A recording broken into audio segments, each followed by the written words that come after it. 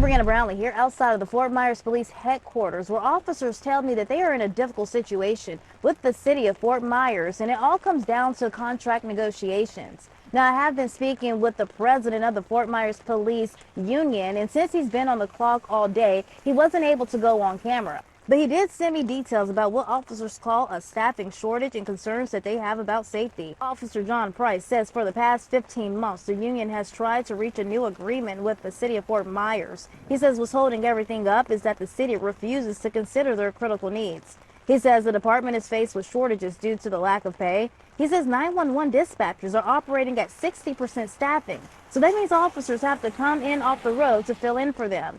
He also says the union requested a $5 per hour increase in pay for all sworn employees. He also says with that increase, Fort Myers officers will make less than most officers in Southwest Florida. He says, quote, "The pay scale presented by the city at the last negotiations was not only regressive from a previous offer, but did not provide raises for senior officers."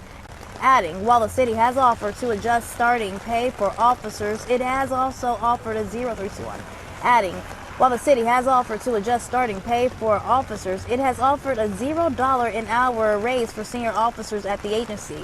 The offer given by the city is a sliding scale downward from $4.40 an hour for starting officers to zero officers who have been with the agency for 10 years or more. I did reach out to the city of Fort Myers for comment, but the spokesperson tells me that the mayor as well as the city manager are currently out of town but are expected to be back Thursday. Like always, we'll keep you updated as we learn more. From downtown Fort Myers, Brianna Brownlee, Fox 4.